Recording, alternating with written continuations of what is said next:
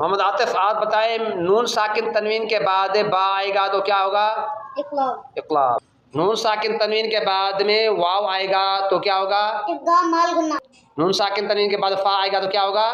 इख़फा होगा। नून साकिन तनवीन के बाद में जीम आएगा तो क्या होगा? इख़फा होगा।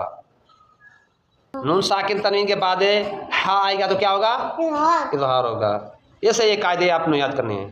जो आज हम आपसे इम्तिहान लेंगे, जितनी तख्तियाँ आपने पढ़ ली हैं उनका इम्तिहान होगा।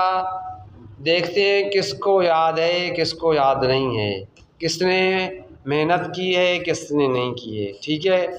अनस कलकला की क्या माना है? पैदा करना। आतिफ आप बताएं, हुरूफ कलकला कितने हैं? 5। कौन कौन से?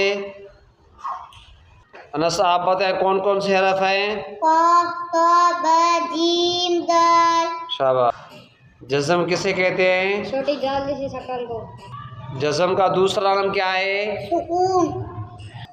जिस हरफ पर सुकून हो उस हरफ को क्या कहते हैं? साकिन हरफ। साकिन हरफ को किस तरह पढ़ा जाता है? साकिन हरफ को पहले अपने मुताबिक हरफ से मिलाकर। साकिन हमज़ा को किस तरह पढ़ा जाता है? साकिन हमज़ा को किस तरह पढ़ा जाता है? झटका देकर। तशदीद किसे कहते हैं? 3 दांतों वाली शक्ल को। तशदीद का दूसरा नाम क्या है? शद। जिस हरफ पर शद हो उस हरफ को क्या कहते हैं? मुशद्दद हरफ। शाबाश। मुशद्दद हरफ को कितनी मरतबा पढ़ा जाता है? 2। कैसे?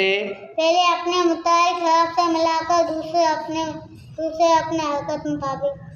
नून मुशद्दद मीम मुशद्दद को कैसे पढ़ा जाता है? आप बताएं जी, बताएं ना। नून मुशद्दद मीम मुशद्दद को कैसे पढ़ा जाता है? हमेशा गुन्ने के। शाबाश। रा पर ज़बर हो तो रा को कैसे पढ़ा जाता है? आप बताएं। मोटा। शाबाश। रा के नीचे ज़ेर हो तो कैसे पढ़ा जाता है? आतिफ? बारीक। बारीक। लफ्ज़ अल्लाह अल्लाह के लाम से पहले ज़बर या पेश हो तो कैसे पढ़ा जाता है लाम को? मोटा। शाबाश। लफ्ज़ अल्लाह अल्लाह के लाम से पहले ज़ेर हो तो कैसे पढ़ा जाता है? बारीक। बारीक। शाबाश। लीन की क्या माना है? नमी और जल्दी। हुरूफ लीन कितने हैं? 2। कौन कौन से? वाउलीन यालीन। हुरूफ मद्दा कितने हैं? 3। कौन कौन से? सही है। अलिफ मद्दा, वाउ मद्दा, या मद्दा। हुरूफ मद्दा को कैसे पढ़ा जाता है?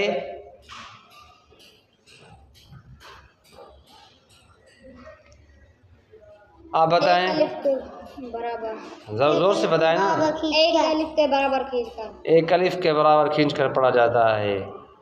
हुरूफ लीन की पहचान क्या है? वाव साकिन से पहले ज़बर हो तो वाउलीन, या साकिन से पहले ज़बर हो तो यालीन। हुरूफ मद्दा की पहचान क्या है? अलिफ मद्दा से पहले ज़बर हो तो अलिफ मद्दा। हाँ शाबाश। वाव साकिन से पहले ज़ेर हो तो ज़ेर पेश हो। पेश हो। शाबाश। वाव साकिन से पहले पेश हो तो वाव मद्दा। शाबाश। या साकिन से पहले ज़ेर हो तो या मद्दा। सही है, बिल्कुल। खड़ी हरकत किसे कहते हैं? हरा ज़बर खड़ी ज़ेर उल्टा पेश। पड़ी हरकत किसे कहते हैं? ज़बर ज़ेर पेश। तनवीन किसे कहते हैं? तनवीन 2 ज़बर 2 ज़ेर 2 पेश। तनवीन को कैसे पढ़ा जाता है? हमेशा गुन्ने के साथ। हमेशा नहीं, गुन्ने के साथ। गुन्ने के साथ पढ़ा जाता है। 2 ज़बर की तनवीन पर वक़ुफ़ हो तो कैसे कहा जाता है? वक़ुफ़। 2 ज़बर पर वक़ुफ़ कैसे किया जाता है? 2 ज़बर के अलिफ। एक ज़बर को अलिफ से बदल कर पढ़ा जाता है वक़ुफ़ की हालत में। ठीक है। हुरूफ मद्दा और खड़ी हरकत में क्या फ़र्क है? लिखने में पढ़ने में एक जैसा फ़र्क है।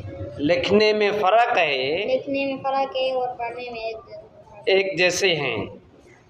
एक जैसे। क्योंकि बा को खड़ा ज़बर हो गए तो उस उसका रवा भी बा होगा।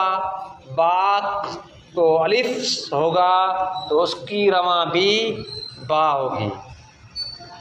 बा को उल्टा पेश होगा तो उसकी रवा होगी बू, और बा को वाव साथ में होगा, वाव मद्दा, तो उसकी रवा भी होगी बू। बा को खड़ी ज़ेर होगी तो उसकी रवा होगी बी। बा के साथ या मद्दा होगी तो उसकी रवा भी होगी बी।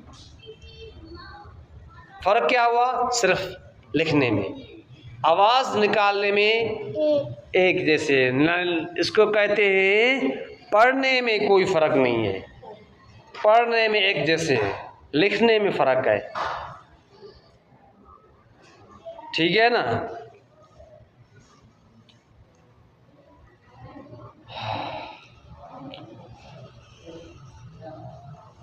हुरूफ़े कलकला कलकला कब होंगे? जब ये पांचों हरफ साकिन हो या वक़्फ़ की वजह से। शाबाश। अभी आपको मेहनत करनी है, ठीक है ना?